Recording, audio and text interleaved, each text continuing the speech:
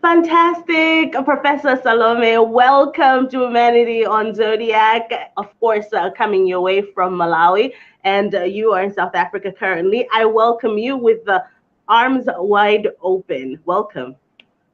Thank you so much. So excited to be here. I'm so glad we got to meet a month or two ago when Operation Smile was here in Malawi, and you gave a talk. And I thought, wow, what an inspiring woman. And your presentation was on a defining moment for women in surgery. I've got to tell you that it was very exciting sitting in a room with women in medicine, for one, and also women that had essentially come to change the lives of so many people here in my country, Malawi. So I thank you for actually coming out and having a chat with us and for the work that you're doing. Thank you so much. Thank you. And it was really touching to be there and meeting other women from other parts of the world, all of us with a united mission. So it was an incredible time. Yeah, so good. I hope to see you again soon. Yes, So, head definitely. of global surgery division at the University of Cape Town. I am just feeling all kinds of things. I'm feeling really honored and so humbled that you accepted to come on the program. How did you find yourself in this position? Let's go all the way back to get to know you a bit better before we get to how you are now head of global surgery at a whole uni. Where do you come from? So I come from Limpopo province in South Africa, which is one of the rural provinces. It borders with Zimbabwe. And I basically grew up there and at some point decided I wanted to become a doctor. And I felt like I wanted to change the world. And somehow it felt like it was the right career for me. So I studied medicine at the University of KwaZulu Natal and pretty much quickly felt like I'm in the wrong space. I felt like I'd made a mistake. I was thinking of quitting, but I persisted.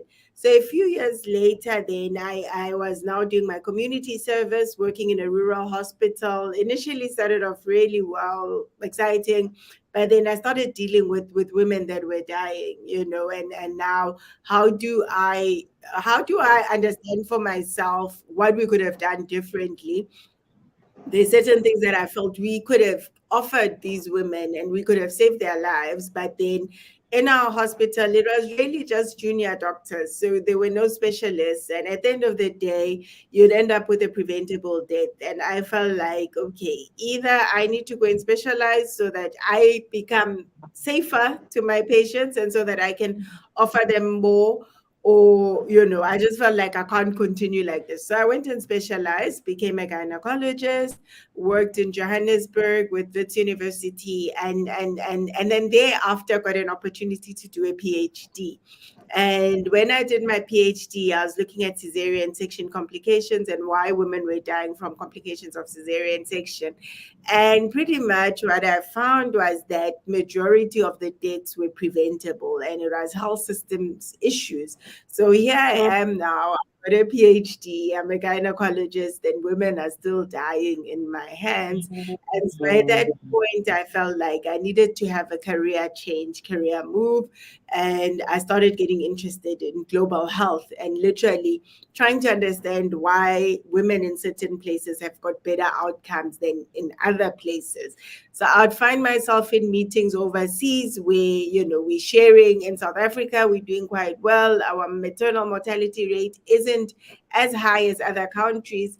But when I was comparing it to the UK, to the US, suddenly it was like our maternal mortality rate is so high compared to the high income countries.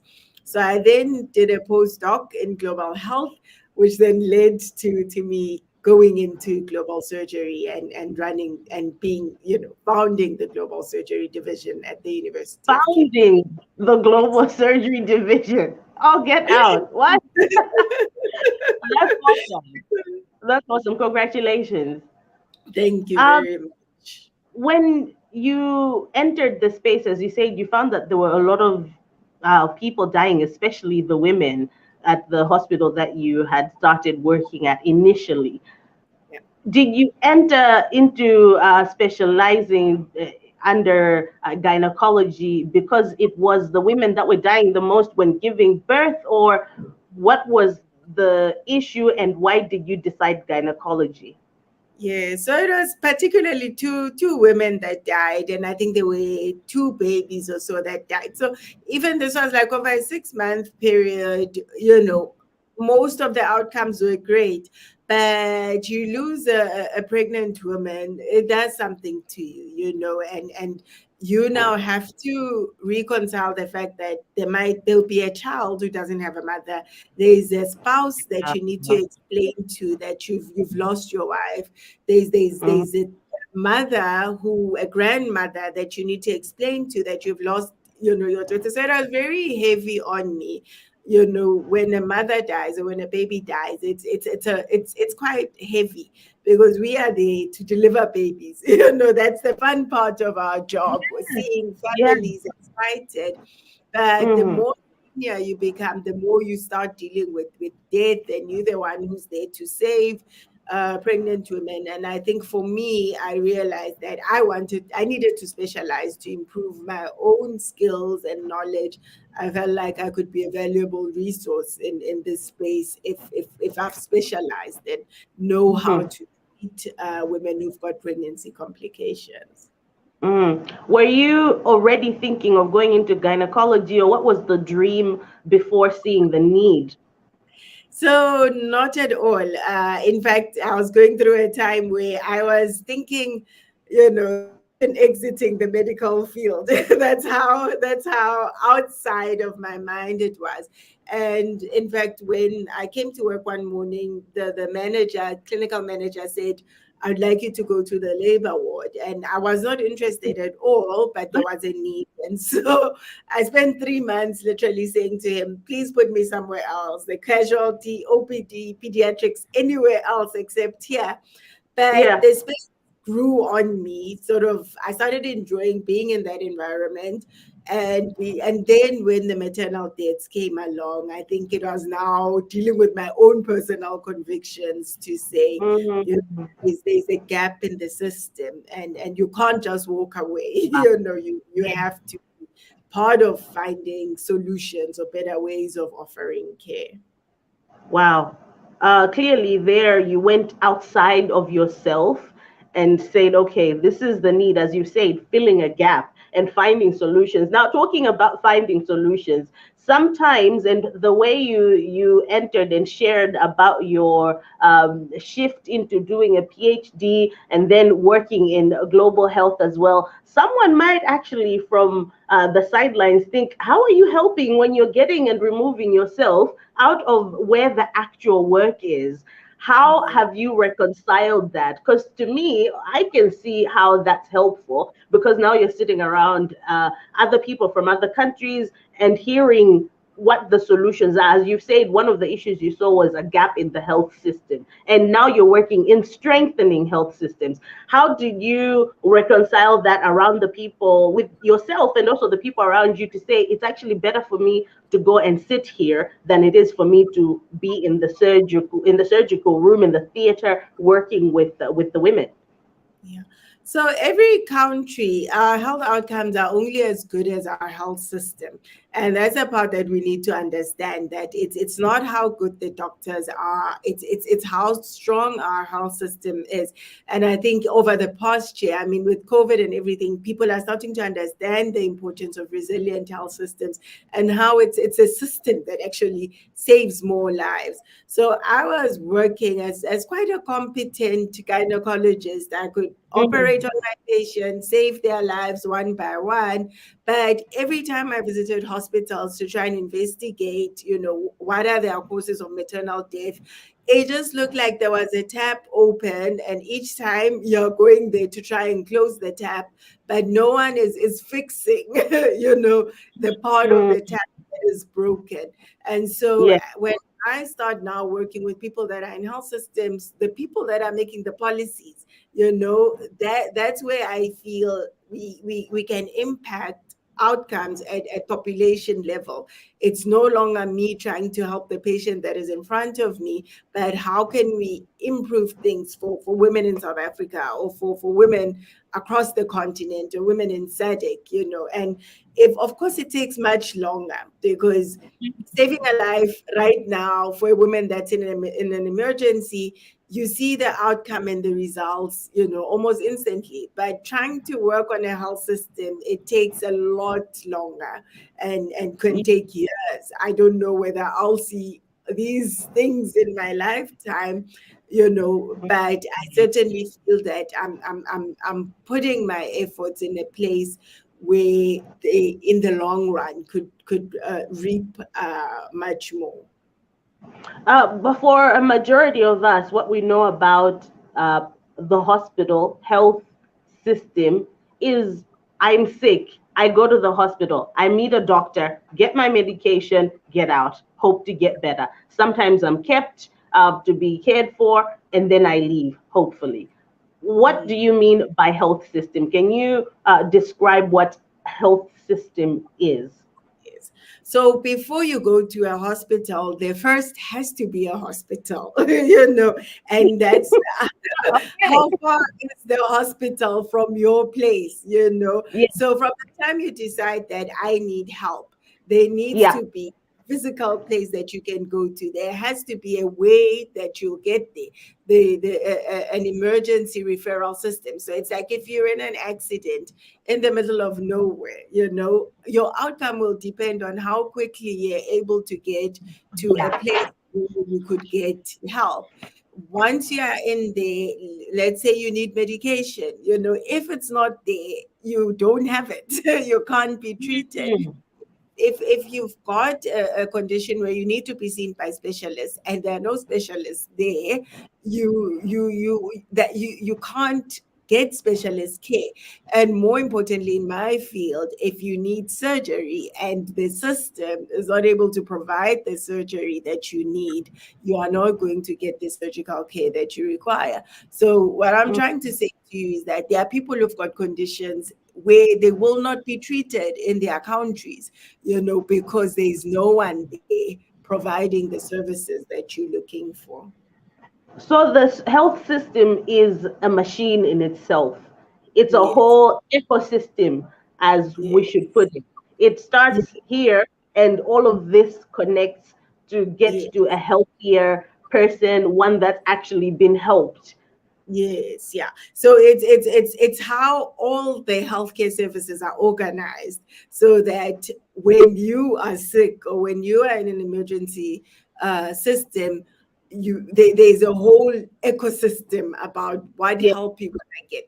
There are nurses, there are dietitians, there are physiotherapists, there's all of that.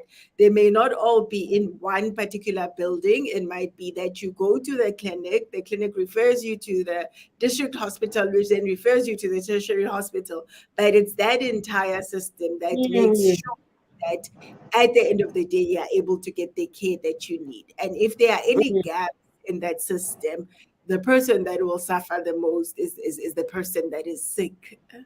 Yes, yes.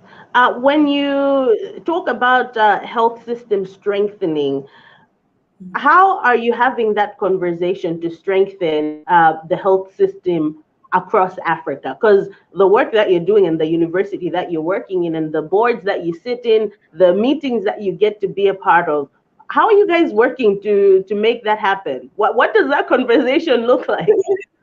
And So who it's are it, you talking to? yes, yeah. So it's on various levels. So I mean, on one part, as a university, we do education and research. This is Yeah. getting the data, trying to understand what are the real problems, where are the gaps. So one big study that we did was finding that, and this was published in the Lancet, finding that African women are 50 times more likely to die from cesarean section complications than women in high income countries, right? Now, without data, you don't know that, but Mhm. doing the research told us there is a problem and we need intervention. So the research and the education are one bit. But then we've got implementation and advocacy. And this is us designing programs on how can we help bring solutions. And some of these solutions that we can bring as a university is capacity building programs. So we train surgeons, we train gynecologists, as a university. Can we Yes. partner with the Ministry of Health to train more surgeons across the continent? And these are the Okay. type of conversations that we're starting to have when a Yeah. country identifies that these are the conditions that we want to improve. How can you, as a global surgery division, assist us to tackle some of our challenges? And then the important part again is policy, because we can advise on policy based on the data that we have, based on the knowledge and experience that we have, so that we're not just fixing the problem on the ground, we're actually dealing with at a high level what can politicians do Yeah. to improve and their Yeah. health outcomes. Yes. Well, ladies and gentlemen, Dr. Salome Maswime, who is actually head of Global Surgery Division at the University of Cape Town, also the founder of that division, which is so exciting. I'm excited because, especially as you already know, this is humanity. So to get to see a woman leading the way and stepping in where there was a gap to figure out and find solutions, that's awesome. And I thank you for joining us. So we're going to take a bit of a short break. We will return. When we come back, I would still like for us to then chat a bit more about women in surgery itself and how people can also involve themselves in medicine at any age, at any stage, and in different capacities. So, yeah, let's continue our chat in just a bit. All right, welcome back, everyone. If you're just joining us, Humanity is today in South Africa, Cape Town. Fantastic. Professor Salome coming in from the University of Cape Town. I'm so honored that we get to chat today. Thank you for joining us. Thank you so much. You are one to lead the way, and to lead the way because there was also a need, like you were emergent leadership type thing, to see there's a gap and you say, you know what, I'm going to find a way to fill that. And people watching this, even myself, when I came to the conference where we met, which was at the Operation Smile convention, women in medicine, women in surgery, and when you guys were working in Malawi, I felt such a prompting, and I said to myself, how can I be a part of helping and making the health system a better space? How can one help? So I know that there are many ways and many capacities at different ages where people decide they're going to come in and help and be a part of this system. But I think one of the things that I learned at the conference was that you don't necessarily have to have a medical degree or any experience in medicine to be able to help in medicine. Can you share a bit about that? Yeah. So, and that's kind of our ethos and how we've built our unit, to say that healthcare affects every one of us, and the interventions to improve health outcomes are not purely dependent on the doctors or on the surgeons, or they're dependent on a team. And even those outside of the team, I mean, us having this conversation right now, this is advocacy. This is educating others about problems that they would not have otherwise known about. And so Yeah. that puts everyone on the table, but there are so many opportunities within the healthcare sector for people to come in. I am not one that ascribes to the doctor and the specialist is the most important person in the room. All of us are Mm, important. And if anyone finds a way to get in, and let them do the bit that they can do. We work with community healthcare workers that are just working to support those in the community with the various conditions that they have. That's an mhm, important task, because if no one does it, no one is picking up conditions that are preventable, conditions that can be treated early. But we also work with accountants, with lawyers, with other people, understanding that the socioeconomic factors are usually the bigger determinant of health. So if you leave out certain groups, as clinicians, we cannot solve these problems on our own. So it's mhm. really those who feel a passion for making a difference, enter wherever you are, because there's a huge need for health education, health promotion, and for strengthening the system, which and most of it is actually non-medical. I'm thinking right now of a mom that's probably sitting and going, I want to help. How do I help from the comfort of my home, beginning with my children? There's a father, an uncle, Mm. a sibling that's thinking from the house, from the household. How do I Yes. step into healthcare? Yeah, yeah. And I think there are various roles, one thing that I like to look at is the standing of women in society, and the big driver for some of the bad outcomes that we have is women who are too quiet about what they accept and what they do not accept, and in Mm, communities women are not taken seriously. It's okay for a woman to lose their life during pregnancy, but in certain communities it's no, it's going to go into the newspapers. Everyone needs to know that there was a problem that needs to be solved. And so little things like advocating for better health care for women, using platforms to educate women on how to look after themselves when they are pregnant, how to, what to look out for. You don't have to be a gynecologist to teach any of this, but you can yeah. bring women together. Let's have important conversations. Call an expert if you need to. Will come and support. But if you're passionate about it, you can find a space on how to start these important conversations. Man, that's so powerful. I think as you put it, especially that one of outrage. Sometimes outrage, anger can be Yeah. the biggest and most effective way to move sometimes. Because when people seem content, those in leadership also take a back seat because no one's complaining. I guess Yeah. everything's okay. But when Yeah. people stand up and say, hey, we will not accept this, this happened here, people are Mm. a bit more careful. We start to make different and better decisions.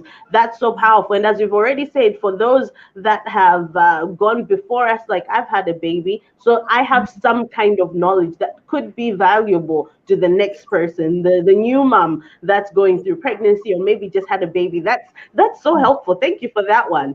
But you know what? We're about to close, and people, when we think about surgery, we think of cutting people up.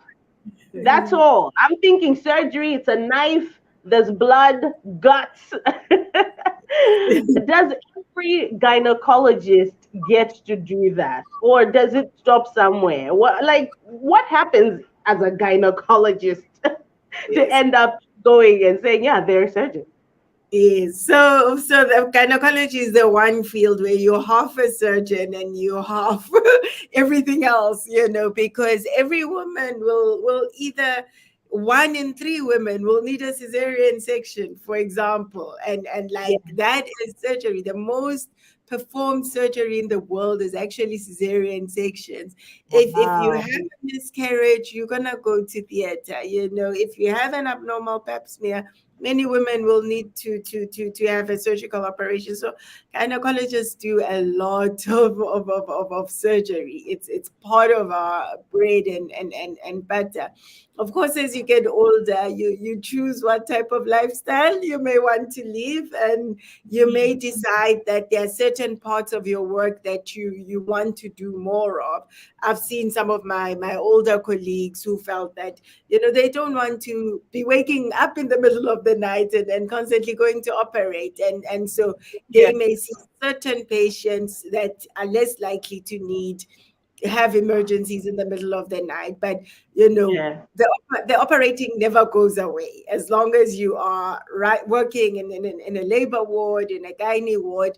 There will always be a need. But I think as women, we also, more senior in the profession, you can also decide how much of it you want to do for yourself. Right now, as a professor, do you still get to get into the theater and operate as well? Yeah. So over And the also last, yeah. assist with birthing. Yes. So over the last 4 years, I've been purely doing global surgery work, which has been, as I said, I was employed by the University of Cape Town Yeah, as head of global surgery, and my first task was set this up into something. And yeah, so I had to develop a curriculum, establish new degrees, new programs. I've got PhD students, master's students, and students that I mentor and colleagues. I mentor the senior doctors, in many yes, ways. yes, Yeah. So over the past 4 years, I've taken a break from clinical practice and your day to day, going into the theater and running the labor ward. But it's also so that those I work with can have more time and capacity to do that. yeah, It yes. was a personal choice that I took, juggling motherhood and all sorts of other things that I needed to choose carefully what I could handle and what I couldn't handle. But if you throw me back into the labor world, I think I'd be very comfortable and very happy. Yeah, of course. That is definitely your space, and I would say it's your space for a passion work because, like we said, and as you shared, it came out of a place of need, and you came out to see what you could do. I thank you for that. Let me have you share your very last words to our viewers. Well, one, thank you so much for inviting me. I've been to Malawi twice now, to Lilongwe, to Blantyre, to Neno, and I was always humbled by the way that I've been welcomed. I think we still have a lot of work to do to strengthen our Yeah, health systems, to improve outcomes for pregnant women, to improve outcomes for everyone, for children that cannot be operated on, for people with cancer that don't have the cancer surgery services that they need. So I think for me, this is saying that I am glad that even in a small way that I can contribute and hopefully inspire others to take up the call of mm, strengthening health systems and yeah. being part of healthcare and providing services for those in need. Dr. Salome, I thank you. I thank you for the work you're doing. I thank you for accepting my invitation. And I'm hoping that someone's walking away inspired and also now looking at the health system and thinking, hey, how can I get into that space and be helpful there? I thank you so much. I wish you well, and I hope to see you very soon. Please. We'll have a cup of tea when you come back around or if I visit. Thank you so much for joining. Thank you. Thank you so much. Yay! That's it. Awesome. It was good. I thank you so much. I think, Yes. yeah, I think the conversation went well. I think. Yeah. Thank you. Thank you. Very humbled to be part of this. And please share it with me so I can share with others. I sure will.